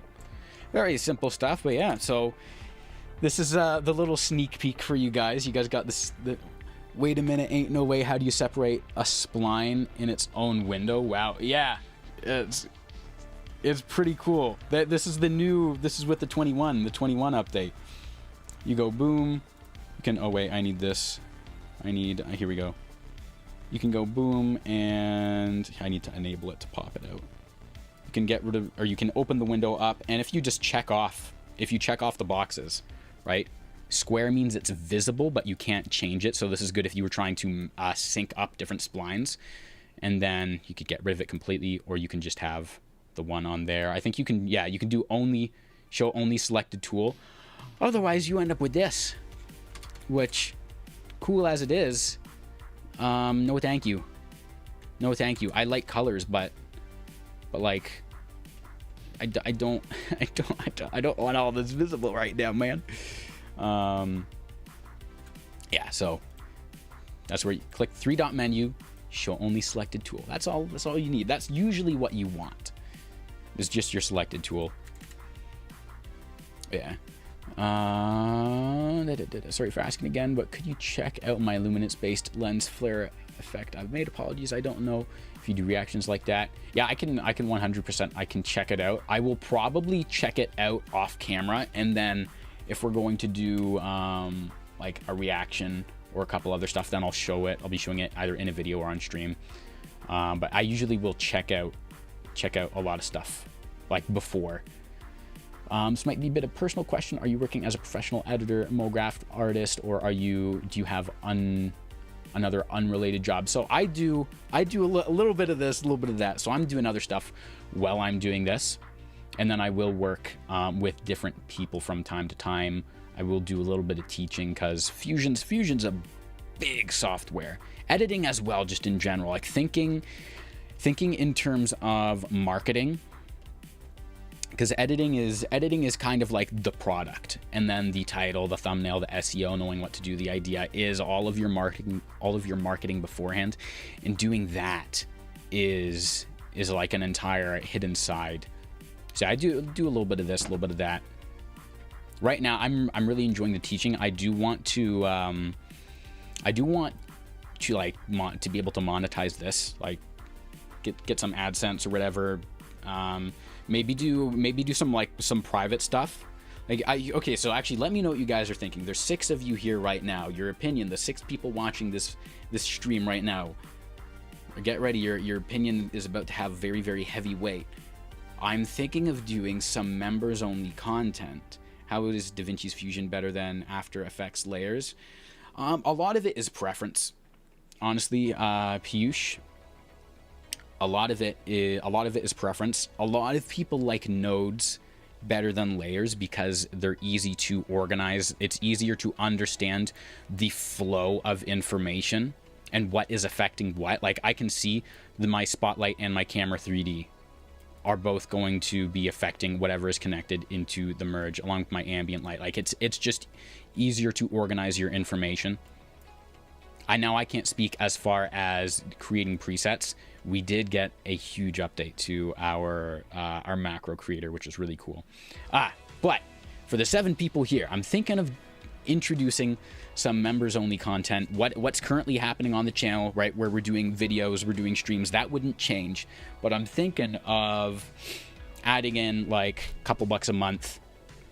Maybe we do like extra streams. Maybe we do some videos that are less formal, but I'm like, you know, like here's a quick tip that I found or blah blah blah blah blah, and I can post like extra stuff on the channel that's like just for you guys. and then maybe we do like another tier, and then you also get like all the project files at like either heavy discount or like free. And I want to know what you guys think of that, because I want to do some members content, but I also want to make sure the value's still good, right?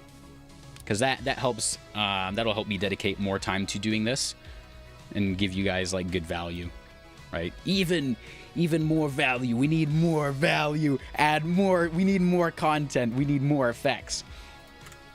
But yeah, so let me know what you guys think of that. I might do a poll in the Discord or something as well, because I know people are relatively active in there. Nodes are easier, no pre-comp, easy to get bird's eye view of everything. It's non-destructive, more modular, can copy paste easy, and so on. Yeah, you know what, Rano, you kind of that's a good overview, because like if an example, Piyush, I hope I am not butchering your name, because then I would be a little bit sad. If I want to take all of these and I want to add in another layer and just paste it on here, which is exactly what I did, I would say it's a pretty good idea. Go ahead. Yeah, I wanted to get some input on that, Eero. I want to know what you guys think. But yeah, Piyush, if I want all of these layers, or like nodes, if I want all of these 3D objects right here, which that's another thing. I'm pretty sure After Effects does like 2.5D. I was hearing it doesn't actually do 3D, which kind of confused. I'm kind of like, what is 2.5D, right? Because there's like flat and there's not flat. Like how do you even get in between? Apparently After Effects doesn't do true 3D, which is kind of surprising. But if I want to take all of these and I want to basically have everything the same and just move it over, paste it over here, I can do that. And then I can just very simply boom, boom, boom, connect them up. And like Rana was saying, super non-destructive, right? And I can tell exactly where everything is. Now imagine if every node on here is a layer and they're all stacked, and there's no way for me to like kind of shift things or, you know, like make sure things are separate. I can't imagine doing an After Effects stream now that I'm thinking about it. If I was an After Effects user and I wanted to do like live streams and we wanted to show off things like doing the rendered, doing like that text outlines, or showing off like the different static effects, like going from here to here, I can't imagine having to do that with layers. That'd be a nightmare. Because then, like, how am I supposed... Also, this is super cool. The way I was able to just paste this in, for anyone who was watching at the time, when I pasted this in, this was a text plus, or like a text... where is it? This was a text message. Let me... That's what this is. I just copied and pasted this directly onto the grid here. And that's how so you can just share Fusion compositions. You've used AE, you've used After Effects for 5 years before getting into Fusion. You hated nodes before, but you didn't understand it. After understanding it, you've never touched layers. Exactly. Rano, I was in the same boat. I was like, I don't understand why do I have different colors, and, you know, can't the colors just do the same thing? Like, I don't understand, man. I don't get it. But then, after you grasp the concept of background, foreground, and then like cookie cutter or mask, which this is the merge node. This is the merge node, Piyush, one of the most useful nodes and one of the most used nodes in Fusion. Then it's like your eyes are open. You're enlightened as far as motion graphics go, and you're like, oh, I'm never going back. To give you an idea, as well, for anyone who's like, oh, Fusion's a scary place, I don't understand nodes at all. Once I understood basic node flow, and like, oh, the thing I merge on top of other things will be in front. Oh man, you guys have no idea how many beginners Fusion compositions I was making. And my problem was nodes are the reason you didn't want to switch. Yeah, then it's the reason you end up switching when at first you're like, what? Nope, I'm not doing that. Once I learned how the 3 different colors work, because there were so many times where I would do this, and then I would do this, and I'd be like, my fusion composition doesn't work. It works up to this point, and then as soon as I go to here, it doesn't work. What's like, why is it wrong? And I'd put it in these help servers. I was in the Resolve community Discord when I was first learning, and Simon, who, if you guys know Simon, or if you knew Simon was so helpful. He'd come in and he'd be like, hey dude, you gotta just do this, do that. This one goes to the yellow, that one goes to the green. It would work. And I was like, mind blown. Dude, it works. They're so cool. and once you understand that, I've never used AE, but there's still sometimes I think of switching because plugins and tutorials. Yeah. Yeah, there you go, Rano. You've kind of got it. You got it there. Generally not a fan of memberships, but if you keep it active and fair, which I think you would, is fine in my opinion. Group voice calls, yeah, like custom VFX. It wouldn't be, because I've always hated, like, hey, remember this thing I was doing for free? You're not, like, it's now paid, right? I wouldn't do that, right? And it wouldn't be anything that's like forced. It would just be, hey guys, like, here's like extra stuff. It's helpful. Kind of kills your content on YouTube. Think paid content, Patreon is better because you can make dedicated, focused. Yeah, the only so I can 100% understand why people do Patreon, why people have school communities and stuff. I debated doing that, but I didn't want to send you guys to another platform. Like, I didn't want to be like, okay, here's where you get some of the content, now go over here and pay for some other content on a different platform. I wanted to keep it all in one place so you guys can access it easy. And then for the guys who want, you know, like access to project files for free, or like getting you know, whatever is released for free each month, getting access to the extra stuff, you guys can find it all in one place. You can jump between videos if you need. It was kind of for more ease of access. Yeah, I wouldn't be paywalling existing stuff. It'd be like, here's that, like, extra value if you want, you know, extra streams if you want, right? A couple bucks a month, because it is like a lot of this stuff is really time consuming. Then, you know, then that's a good option, and I'd make it worth it 100%. I think psychologically, when people see paid content on YouTube, they feel missing out, which can be good, but it makes people think they're missing out on what they're getting for free in the past. Yeah, that's why, like, I get that as well. But it would be kind of like, there's you guys probably have heard of Markiplier. He does what he calls it Markiplier's Monday morning member mixer.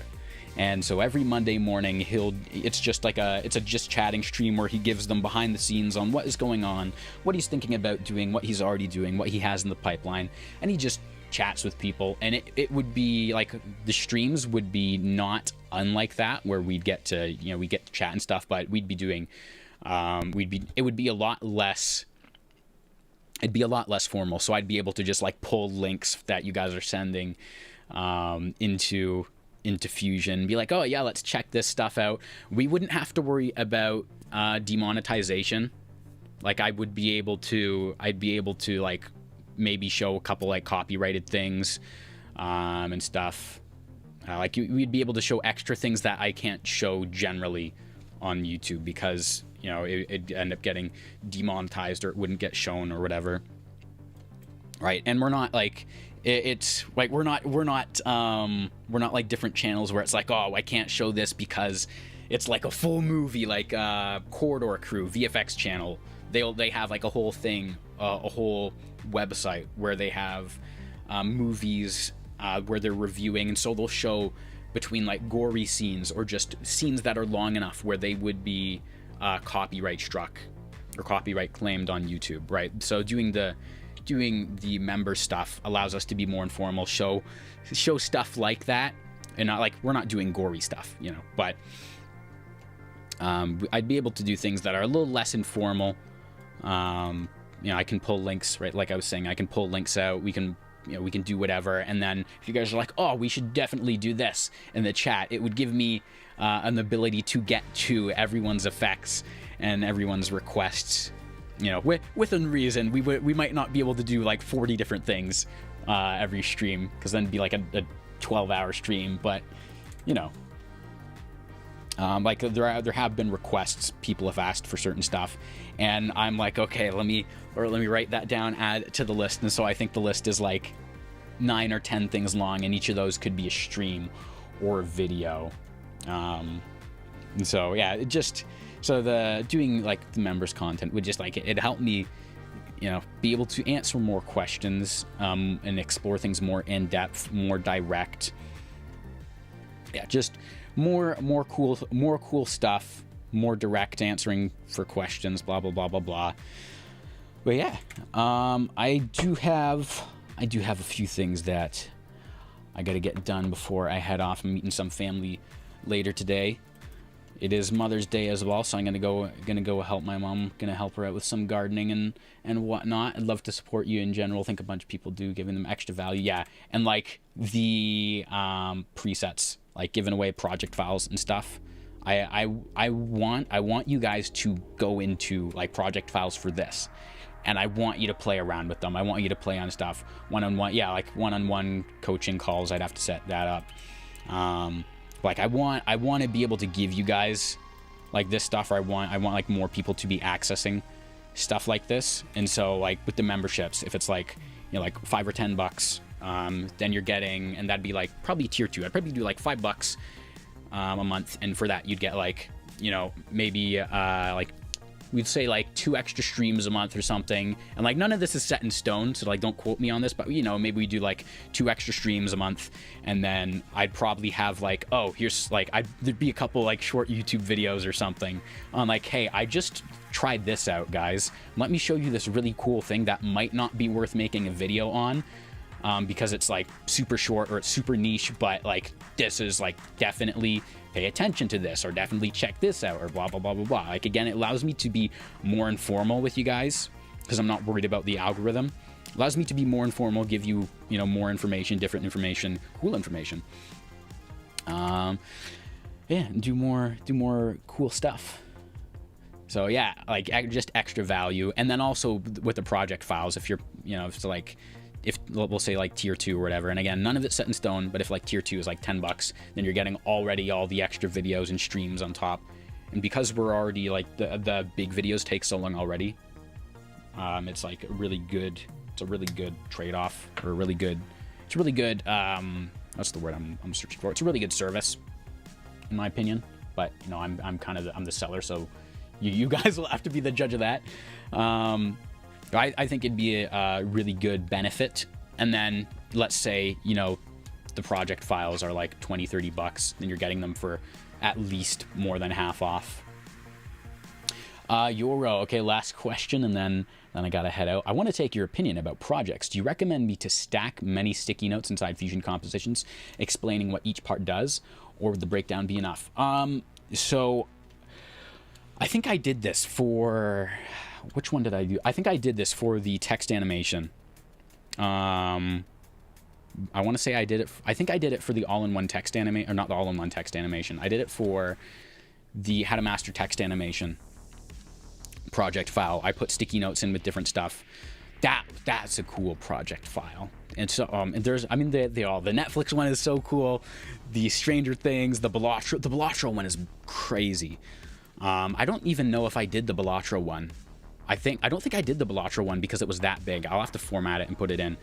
But to answer your question, Euro, it would depend on how in-depth you go in the breakdown. And if you're like, hey, I'm going to put like a sticky note in here because this thing's kind of complicated. So like, I'm going to put a sticky note on like what I would recommend for different results that you might get. Like you could do something like that, but if you're doing a breakdown and you're covering it thoroughly, like I try to be as thorough as possible, because I know there's going to be beginners and like intermediates and advanced alike. If you're an advanced Fusion user, which can mean any number of things, like advanced in particles or advanced in 3D, advanced in MoGraph, SAS, whatever. then you can usually watch a Fusion tutorial, and you can see the node tree and figure out like 60 to 70%, right? 60 to 70% of what's going on exactly, and you just need to know what the values are, or maybe what a setting is, right? That's what I do with a lot of stuff. I'll watch a video and someone's doing something, and I'm like, okay, add in the nodes, blah, blah, blah, blah, blah, and you almost don't need to pause. But for a lot of beginners, they might not understand, right, the fast noise and displace combo. I explained that in the Sonic video. You're using light data in order to warp things. And it's important that you understand that so that you know how you're getting the result that you're getting. And beginners don't understand, they don't understand that that's how the information is being used. For a lot of beginners, they're just hearing click this, adjust this, do, connect this to the other thing, result, right? That's what they're getting. So if you're going deep into a concept, you're explaining it, you're fully fleshing it out, then I think you're fine without the sticky notes. But especially if it's something bigger, or you're like, ooh, I'm not covering, like if I was to cover this in depth, it would take a while, then you can do like a little mini sticky note that might explain some more stuff without like bumping the runtime up a ton. Like the Sonic video ended up being so much longer. It's almost 2 hours. I wanted it to be like a 20-minute video, but there's just so many pieces in it, whereas like I need to explain the stuff so that you guys know what's going on. But yeah, that's how I would do that. Look forward to a video on this, and I'm hoping this will be a relatively short video because despite the size of the node tree, the concepts are super simple. So yeah, expect a really cool video coming out sometime in the next week or so. And yeah, until then, thank you everyone so much for tuning in. Thank you for coming and hanging out. Happy Mother's Day. Happy Mother's Day to all the mothers out there. That's funny, when I pulled this started caching and just tanked the stream. Yeah, and I will see you guys in the next stream. Thank you. Cheers. Cheers, guys. I'll see you later. I'll see you later for the next video and the next stream. Cheers. Cheers. See you later, Euro. See you later, Custom VFX. Rano, Piyush, everyone who came in, right? Everyone who was able to tune in, who was able to watch, who had fun learning. Smarty, glad you can make it. Spy Chan, everyone, thank you so much. Thank you so much for coming and hanging out.